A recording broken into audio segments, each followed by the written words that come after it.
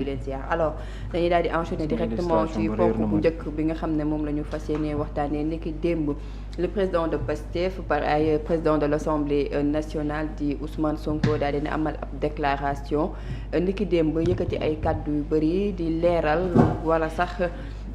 wax lépp lu nga xam ne daal détail la ñeewal digganteem ak ki nga xam ne moo di le président di Bassirou Diomaye Faye détails yi Babacar di nga ci dikkaat ba mu yaatu les détails du Cap Manuel lu jëm ci wàllum ministère yi coulisses yi nga xam ne ci wàllum limogeage beeg yooyu yëpp en détail nga dikkal ñu ko laataa ñu koy faram fàccee ak joxe ci ay analyse par rapport ak sortie bi nga xam ne kookee di Ousmane Sonko daal dina koy amal niki démb. waaw ni nga ko waxee tigi soxnaastu mu nekkoon sortie boo xam ne ñu bëree bëri ci Sénégal yi daanaka ñu ngi ko doon xaar loolu nag dafa bokk ci par rapport ak lu jëm ci wàllum situation politique bi nga xam ne moom moo xew entre le président de la République ak nga xam moom moo nekk son premier ministre. loolu nag bëri son ancien premier ministre autant pour moi wala son président de parti politique. leneen loo xam ne aussi jot na cee teguwaat tamit ba ndege ni moom mu ñëwaat li nga xam daanaka moo jëm ci wàllum anam bi mu organiser lu jëm ci wàllum sortie boobee mu di benn système wala planning boo xamante ni daanaka. gëj nañu koo gis le président de PASTEF mu teniree ko waxtaan diggam ak ñi nga xam ñoo di askanu Sénégal c'est-à-dire toog jàkkaarloog wala janoog taskatu xibaar yi. di def une déclaration boo xam ne tourné wu na démb autour de 2 heures de temps boo xamante ni am na déjà la version wolof kese doon loo xam ne timing bu yàgg na di ko jël mais ñun comme dañoo baaxoo à chaque sortie boo xam ne buy am la dañuy def un tout petit peu benn intro par rapport aux chiffres yi nga xam ne mooy gën di yitteel askanu Sénégal xam naa Aliou Ba dinañu baaxee capture bi nga xamante ni moom moo taxaw. soo xoolee par rapport live yi nga xamante ni amoon na et n'en parlons pas. ci lendemain li nga xam ne moo tukkee ci wàllum live yooyu nga xamante ni tegu na mais boo xoolee bu baax par illustration démb Seneweb à part ñeneen ñi dafa am benn part bu nganda boo xam ne occupé na ko en terme d'audience bi nga xam ne moo taxaw mooy visibilité bi nga xam ne moom ngay gis à côté mu di benn capture goo xamante ni bu taxaw la di fësal bu baax a baax nombre de vues yi nga xamante ni nemmeeku nañ ko ci te presque 1 minute mënees na jàpp ne bi muy jeexal wala 3 bu ñu defee calcul bi wala cumul bi da la yóbbu presque ci benn moitié 1 million boo xam ne nombre de vues la à l'instant wala temps réel boo xamante ni gu mu am la te xam nga loolu déjà boo koy xool bu baax daanaka dafay bokk ci calcul yi ñuy def très souvent par rapport les hommes politiques ak tamit les contextes par rapport ak attente bi nga xam ne aussi Sénégalais dinañ ko am ci ñoom pour mën a comprendre wala di mesurer peut-être nit ki en terme d'audience ba ndege ni doyam fan lañ ko mën a mesurer wala fan lañ ko mën a téye te booy xool démb bu baax a baax encore une fois le président de PASTEF il s'est longuement illustré par rapport lu jëm ci wàllum chiffres yi ñëwal li nga xamante ni moom moo nekk ci wàllum terme d'audience te après également boo xoolaatoon tey jii nii bu ñu defaatoon réactivation di nga gis ni lu bare bari jëm ci wàllum vues yi nga xamante ni am na ko lu takkoo takku moom la doon ci l'ensemble également des chaînes YouTube tout comme également les télévisions yi nga xamante ni daanaka calculé wuñu ko te bu ma daaxee bu baax aussi également ci beneen bi àllu ba dinañu baaxewaat beneen affiche bi nga xam ne tegu na ci boo ko xool bu baax ci page yi kese boobu tamit beneen affaire moom la nekk boobu chiffre la boo xamante ni bu ñu teg la ñaari sens déjà total bi kese moo ñu yóbbee ci li nga xam moo di 239 000 yoo xam ne moom lañ mënoon a téye ne en live ci waxtu bi muy wax moom lañ mënoon téye ne instant bi ñu toll ni mu ngi koy am ci nit ñu koy suivre par rapport ak ñeneen ñi mooy chiffre yi ngay nekk di gis ni bu ñu defee calcul bi c'est-à-dire tout au long li nga xam ne moo tukkee ci wàllum déclaration bi rawatina première partie bi nga xam ne foofu na expliquer te mu nekkoon la version wolof pourquoi parce que attente la boo xam ne askanu Sénégal seen jëm bopp am nañ ko lu ko waral mooy dafa am lu bare loo xam ne dafa xew ci diggante le président de la République ak son ancien premier ministre ci coulisses mais démb lu bare ñi ñi doon xaar mooy lan moo tax ba le président de la République samp gouvernement monsieur Al Aminou Lo jiite ko te gisuñ kenn koo xam ne au nom de Pastef la décès à l'intérieur de ce gouvernement c'est cette interrogation là nekkoon ci kanam askanu Sénégal ñu bëggoon réponse par rapport ki nga xam moo di président Pastef démb daanaka boo koy xool bu baax moom la doon leeral loolu nag mooy comme question bi nga xamante ni moom nga njëkkee moom moo dellu si waat ci li nga xam moo di ëllëgu lu jëm ci wàllu googu noonu te booy xool bu baax Ousmane Sonko démb lim ci leeral bari na rawatina li nga xam moo tukkee ci wàllum dàqam ak lu bare li nga xamante ni jot na ci ruusin ndax démb sax ñëw na ba dellu si waat ci la nga xam moo di waxtaan bi nga xamante ni sumb na ko ak le président de la République mais lees ci mën a téye mu doon loo xam ne lu ñu mën a jàpp ne rafet na ba ndégg ni ci diggante ñaari jëmm yi mooy cër bi nga xamante ni joxante nañ ko parce que dem na ba leeral ne ci ba léegi nii ñoom ñaar mosuñu toog président waxee noo xamante ni day xotti wormaam wala moom mu waxee noo xamante ni dafay xotti wormaam ci wàllum relation bi nga xamante ni am nañ ko ci jëm ci wàllum jokkalante maanaam respect bi ba ndégg ni mu ngi si jàmm santé bi xoolante njaboot gi ak yooyu ba pare ay coup dugg na de baaw continuer waa démb ay coup dugg na parce que njaga ñaaw mënoo koo gagné moom foo ko dugal fu ne foofu coup bu mat la beneen bi nga xam ne aussi jot na cee tegu mooy ci wàllum politique léegi li ñu mën a jàpp mooy que ne liñ ñu doon ruumandaat peut-être le président de Pastef il l'a compris. mooy enjeu politique bi am biir Pastef ak yéene bi nga xam ne peut-être le président de la République jàpp na ne moom am na ko ci. parce que tey bu fekkente ni dafa dem ba leeral ne ci wàllum politique dem na ba li ne xamal ne moom biir Pastef am na loo xam ne am na lu mu fa am comme doyo la le président de Pastef weddi ko ne ko loolu nekkul loo xamante ni lu am la ndax ba woote woon tey meeting wala sax mu commencé woon daanaka ci njagañaaw ba nga xam ne fa nga dëkk te mënuloo koo gagné mais yokkaat ci encore yeneen yoo xamante ni dafay concerner relation bi nga xam ne am na ci seen digg maanaam ñi dem ba pour ñoom ñu mën a wax sekk waxtaan bu nekk un problème moom mu jàpp ne kii bëgg naa waxtaan ak ay nit ci biir Pastef mais pas ci jëmmam la bëgg a jaaree loolu déjà c'est une équation boo xam ne da nga koy posé wu qu'est-ce qui s'est passé derrière lu weesu li nga xam moom mooy seen ñàkk déggoo jëm ci wàllum doxalin politique mais surtout circonstances yi nga xamante ni moom la ko dàqee parce que dafay mel ni dañoo demoon ba bëgg a jublu ci benn entente mooy dem ba benn instant ñu waxtaan ba noppi mais derrière wàllu waxtaan bi nga xam ne moom la ñu dem ba junj seen diggante derrière il y a une décision qui a été prise et cette décision là dafay mel ni lu weesu la personne du président de la République moom moo ko décidé ba tax na nee na toog na ci kanamu télé noonu la yëgee ne am na déclaration buy am moom la ñuy wàccee mu sante ci yàlla dellu si waat ci li nga xam moo di ay mbiram beneen bi ci tegu mooy tànneefu Al Amine Lo loolu mënees na jàpp ne bokk na ci sax li xaw a frustré aussi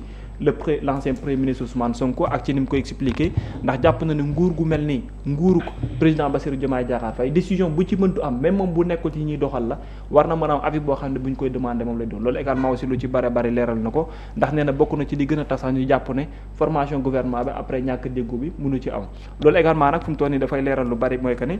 ci wàllum relation personnelle am na loo xam ne lu bare bari yàqu na loolu leer na ci diggante askanu Sénégal ci wàllum politique moom mënees na jàpp ne jaarataal bi fu mu toll nii tembe nekkatul loo xam ne lu antu la mais ci wàllum doxalin sàmm pour jéem a xool ëllëgug Sénégal moo fi ne mais déggoo bi sax daanaka nekkatu ci tellement que leeral na lu bari ci wàllum dénkaane yi nga xam ne waroon naa mën a am et comme on le voit tey jii mënees na jàpp ne Ousmane Sonko daanaka amatul lu muy làq te xam naa ni lu jëm ci ay déclaration yeneen ak yeneen yi ñëw dina ci am yeneen yi ci topp yoo xamante ni ay wàllum confidence yu métti moom lay doon te loolu yëpp dafay ñëw dellu si waat ci relation bi nga xam moo am ci diggante ñaari ku ndax mënees na jàpp ne bu doon ne ab sëy la gudduñ toon ni témbe mënees na jàpp ne tas na tasaar moom divorce am na waaw jërëjëf Babacar ci ni nga dikkaatee ci fait yi dikkaat ci discours yi ak kaddu yu nga xam ne kii di le président Ousmane Sonko bu Pastef daal dina koy yëkkati Bira nan nga gisee déclaration de presse ak kaddu leeral yi nga xam ne Ousmane Sonko daal dina koy indi démb daal di koy becc ci penc mi. merci mu nekk kon loo xamante ni li mu wax dafa bëri comme ni ma lay wax rek soo doon. relancer ci lay gën a nekk à l'aise dafa bëri mais da ngay wax de façon globale nan nga ko gisee laataa ñuy dugg ci détails yi. parce que détails yi ñëw na ci ay cap manuel ñëw ci wàllum limogeage bi ci wàllum ministère yeeg yooyu mais da ngay. analyser déjà ci approche bi. voilà ci approche bi de façon générale. ci approche bi déjà gis naa ni Pastef dafa mel ni dafa dellu à la case de départ. loolu laa gis parce que koo xamante ni bërëb bi nga defee rek déjà seen conférence de presse bi ba ngeen fa gëjee def conférence de presse yàgg na lool te ba ngeen fa daan def conférence de presse tolloon na ay jamono maanaam jamono yi ngeen tolloon ba ngeen fa daan def conférence de presse dafa mel ni fa ngeen tolluwaat maanaam revenir à la case de départ dafa mel ni fa lañ toll nii ci Pastef mu di benn parti boo xamante ni dafa janoog parti au pouvoir war a jaamaarloo ak moom man loolu laa gis déjà bi ma gisee lieu bi ma gisee ni ñu defee conférence de presse bi gis visage ak ni ñu toogee ci table bi daf may fàttali tout simplement Pastef ba woon avant même 2021 ou 2022 mu nekk li nga xamante ni bon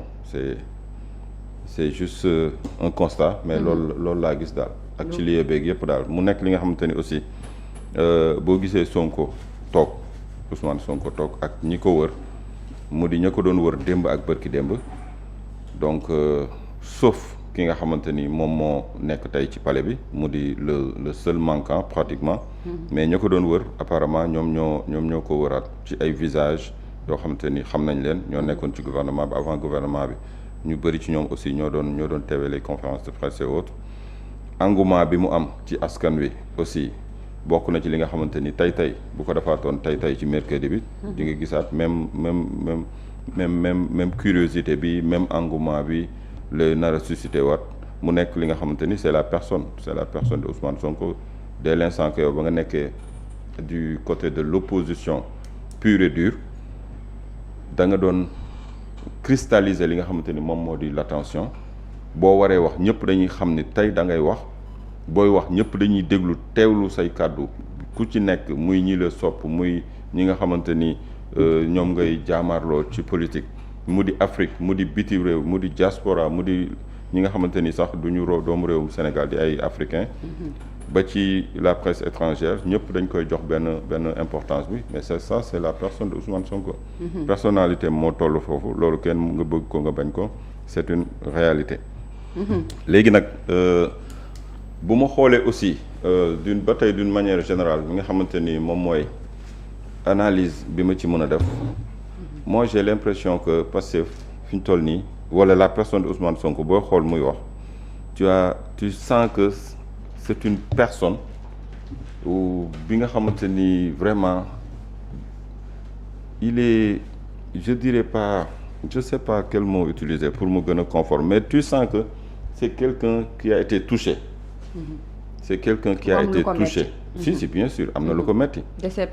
Déception am na. Mais c'est quelqu'un qui a été touché. C'est quelqu'un je ne dirais pas qui est abattu mais en tout cas il est touché et on le sent. léegi nag c'est un leader et un leader il faudra nga am benn comportement bi comme le signifie le mot lead jiite. kuy guider il faut que nga am nooy taxawee posture boobu lay taxawee mais tu sens qu'il a été touché te ni ma jàppee loolu noonu moo di parce que moom dafa endossé ay responsabilités yi mu endossé moo di ñi ma àndal ci mbooloo mi yëpp ñun ñoo doon xeex ci projet bi bokk suñu parti man ma def choix ci kenn ci ñoom. mu di choix personnel boo xam dama ko def ci kenn choix boobu tey fii la ñu indi. fii la mujj donc sama responsabilité dafa engagé wu à 100% ci situation bi ñuy dund nii. booleeg nag man personnellement li nga xamante ni jàppe naa ko mu nekk mbetteel ci man wala mu nekk déception boo xamante ni man maa ko subir dans ma chair au plus profond de moi. bokkul ak responsabilité bi nga xamante ni yow da nga ko endossé ci sa biir waa parti mais aussi da nga ko endossé ci sénégalais yi nga xamante ni ñoom ngay waxal mu nekk responsabilité boo xamante ni foo ko natt weesu na ko est-ce qu'il a les épaules larges pour pouvoir supporter tout ça je sais pas mais en tout cas responsabilité bi ay niveau la te niveau yëpp ça ramène à une seule personne à la personne de Ousmane Sonko. C'est lui qui a fait le choix ci biir partem c'est lui qui a imposé son choix aux électeurs aux Sénégalais aux sympathisants du parti PASTEF mais aussi au monde entier Sénégal ñëpp du ñu xool un peu partout résultat bi mu jur tey donc dina jàpp ni moom la avant qui que ce soit. léegi nag la ca am ci biir ak ni mu demee. moom bett na ko. par rapport ak explication yu mu joxe surtout discussion yi mu amal ak le président ñeewal sax conditions yi nga xam ne tegoon na ko du début jusqu'à la fin ba ñuy àgg ci limogeage bi bay fal ki nga xam ne moo di Al Amine di beneen premier ministre. xam nga yàgg nañ ñu wax ni waxtaan am na ci seen biir. wax na ko waxati ko woo ay témoins pour feddali ni waxtaan amoon na te wut na ay témoins ñu mën a fekkee li nga xamante ni mooy li leen boole woon ca kaso ba mook président Bassirou Diomaye Faye te boobu noonu weddiwu ko woon mais moom président bi mu toogee devant les médias xamal na ni nit ñi que ni moom amul dara lu mu digaale qui que ce soit amul pacte bu muy def ak qui que ce soit ndax loolu bu amoon dafay mel ni yëpp sénégalais yi la. mooy protocole Cap Manuel bi ñuy wax. pacte boobu seen diggante. président ci ay waxam nee na suñ amul ak pacte kenn ndax bu ko amoon sax dafa mel ni dafa yëpp sénégalais yi ko voté donc ça veut dire que kii bu jàppee ni dañoo waxtaan ba tënk dara kee jàpp ni waxtaanuma ak yow lenn kon xam nga foofu noonu pëccëxoo am na pëccëxoo xam na yow yaa ngi jàpp li ngeen fas yéen ñaar nga jàpp loolu noonu. moom mu jàpp ni séqul ak yow benn pacte boo xamante ni war na ko mën a sàmm kon foofu gis-gis yi wuute na depuis très très longtemps. léegi nag y a problème et le problème c'est depuis très longtemps. pourquoi parce que boo déggee ci biir waxam mu ni da doon waxtaan ak moom sax naan ko parti bi maa la ci ëppale mais donc ay affaire de parti bi maa la ci ëppale kon moom le président actuel même bu fekkee tey dafay firndeel ni Pastef moom mooy Pastef la nekk Pastef moom moo ko fa def ba ci slogan beeg yépp mais kon loolu lu mu yàgg gëm la mais léegi nag nan ngay nekk ci biir mbooloo ngeen nekk parti di association ak seeni ndawle ku nekk di bay waaram pour yëfi jëm kanam nga xëy suba jàpp ni yow daal lépp yow bay jàpp ni tey parti bi soo demoon dara doot fa desati donc ça signifie ce que ça signifie am na yenn yoo xamante ni peut-être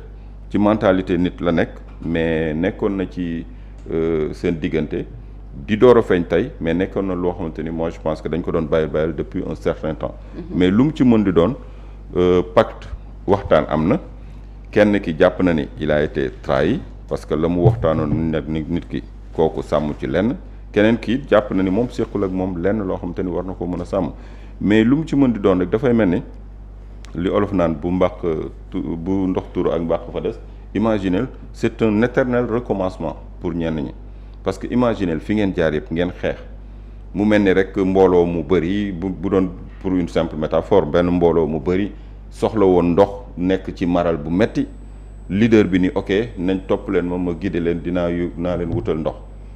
ndax fii am na ndox mais xañ nañ ñu ko ñu dem di wër ba gis benn suuf mun leen bu ñu gasee fii ndox na fi génn ñu gas ak liñ ci daj yëpp ay perte ay bakken ba ndox génn ñu jékki-jékki rek kenn ci ñoom xëy suba ni pen bi sama teen ñu naan déet na waay mu dem jëli ay yeneen nitam ni leen sécuriser leen ma sa teen bi te xam ni sama teen ñee léegi qu'est-ce qu'ils vont faire ils vont se battre pour le puits wala dañuy laxasuwaay takkuwaat seeni laxasaay dem wutiwaat feneen fu ñu wuteem ndox c'est un choix à faire te choix boobu noonu da nga koy sentir ci discours Ousmane Sonko choix bi mooy am na lu jot a am Sénégal ci ay mbir ñaanuñu yàlla mu dellu si waat fi te lépp mu ngi nekk ci diggante ki yor état yaakaar ne moo yor doole ak ki nga xamante ni moom politique moo leen boole te état bi jàpp na ni kenn ëppalewu ko ci wala war na koo mën a sàkku ba jot ci d'une manière démocratique li ci am mu di spectre boo xamante ni da nga koy sentir il y a une peur de revivre les événements de 2021 à 2024 ak li ci jot a am comme désastre yëpp te loolu aussi sentir na ni président de la République tey xàmmeetu ko xamatul est-ce que réellement même Bassirou Diomaye Faye bi mu xamoon la mais surtout que gis na la ñu daan def ci ay complot ak ay nas ay mbir pour nasaxal ay nit tàmbaliwaat na parce que jot na peut-être ay écho ba expliquer ñu ko mais daal d'une manière simple et ramassée moi je dirais que c'est une grande déception tout ça pour ça c'est une très grande déception qu'on en arrive là après tout ce qui s'est passé waxatuma nag ñoom seeni propres militants ñi gëm projet bi yaakaar ci projet bi ñooñu moom xawma ban état d'esprit lañ nekk mais d'une manière générale nga gis ko rek mais c'est une grande déception parce que dafa mel ni un éternel recommencement la ñu nar a gisaat mu di encore le PASTEF war a faire face à un pouvoir déterminé à conserver le pouvoir le PASTEF qui pense qu'il a la popularité et qui sent que le pouvoir est à sa portée et que da koy dem récupérer jiwaat donc c'est un peu compliqué mais d'une manière générale daal noonu laa ko mën a kii en attendant ñu dugg en profondeur jërëjëf Bira alors Mohamed par rapport ak sortie Ousmane Sonko niki démb jàngat bi nga ciy def surtout discussion bi nga xam ne